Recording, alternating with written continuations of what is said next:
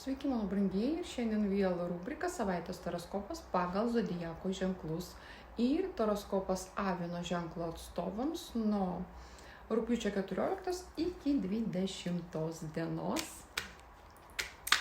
Turiu prašymą, išsaugokite, prašau, video, kad galėtumėte pasižiūrėti savaitės pabaigoj, kaip jums sugroja savaitė ir parašyti, pakomentuoti, ką nors, bent jau procentais, kiek jums išsipildė. Ir žinoma, dėl energijos mainų irgi būsiu labai dėkinga, nes iškart pagerės jūsų karma. Taip, traukiu. Avinas, kas laukia? Avinas, kas laukia šią savaitę? Taip, ir tai kortos du kardai. Korta Pentaklių riteris ir korta tūzas. Tūzas kardų. Kardų tūzas. Du kardai tai, toks būtinumas pagalvoti ir apgalvoti kažkokią situaciją, tokia abejotina situacija. Galbūt jūs ne iškart galėsite priimti sprendimą ar pasirinkti kažkokį variantą. Galbūt reikės rinktis, tai pasirinkimas pagal du kardus. Ir toks pasirinkimas, kuomet jums neakivaizdžiai atsidarys visi tokie norimi pamatyti faktai. Argumentai. Tai tuomet, kai žmogus negali, kaip apsispręsti dėl to, kad jam neužtenka, trūksta kažkokių tai faktorių, argumentų apsisprendimui. Tai va šitą kortą jinai visada pataria priimti sprendimą intuityviai.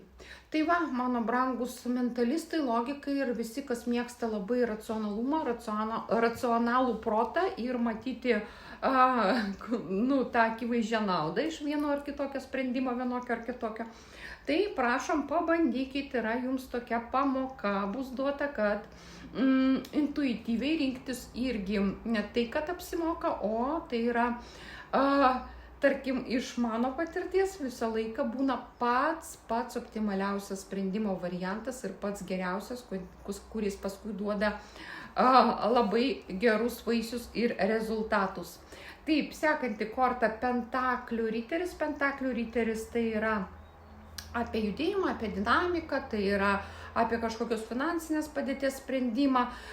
Galbūt reikės jums būtent priimti tą sprendimą ar pasirinkimą dėl finansų, kažkas tai bus susijęs su finansais ar su jūsų profesionalia veikla, su darbu tikriausiai.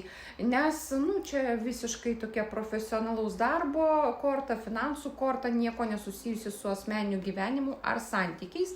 Tai tikriausiai, savaitė ir bus pasižymės to, kad spręsite kažkokius tai probleminius ar klausimus, rūpimus klausimus darbo sferoje. Ir korta kardų tūzas, tai visada patarimas kirsti iš peties, aš turiu omeny, tai yra drąsa ir ryžtas. Tai tuomet, kai nereikia labai ilgai galvoti, svarstyti ir jeigu jūs, sakykime, ateina jums impulsas, ypač iš vidaus, jūs įsiklausote į savo vidų, savo širdies balsą ir ateina aiškus atsakymas, kad aš to daugiau nenoriu arba noriu atvirkščiai to, tai darote, iškart darote pagal, čia yra veiklos, tokia veikimo, aktyvumo, iniciatyvos korta, kuri pataria visada nedelsiant daryti, nedelsiant veikti, kad jūs gautumėte tai, ko norite. Taip, nuostabios jums savaitės, mano brangūs avinai, iki sekančio karto.